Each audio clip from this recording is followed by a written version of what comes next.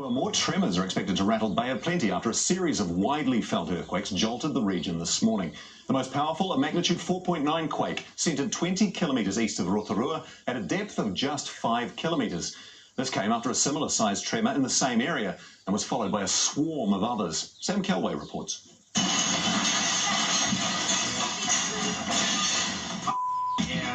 A morning shake-up. Holy. This, one of several quakes rattling the Bay of Plenty region.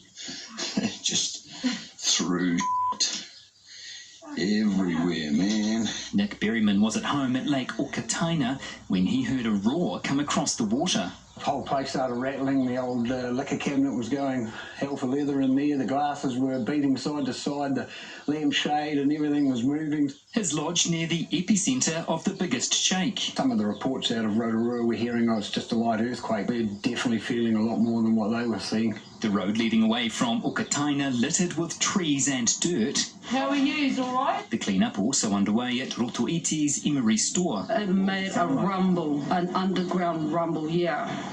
It was like something that was, I've never heard of. I've never heard it before. Lorraine Parker told her staff to get out as the building shook dangerously. Drinks in the Coke fridge had all fallen over. At the back of the counter, quite a few things had smashed, vases had smashed, signs fallen over, so there was a bit of a mess to clean up.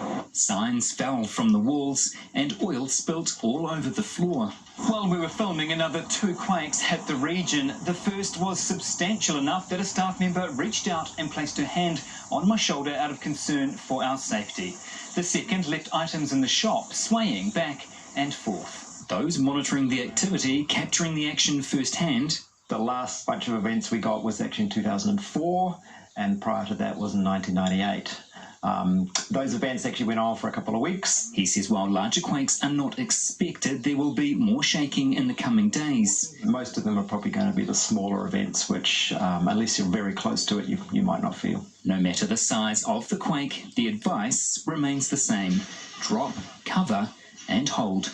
Sam Kelway, One News. Those hunting for a new job know all employed competition's tough. One Dunedin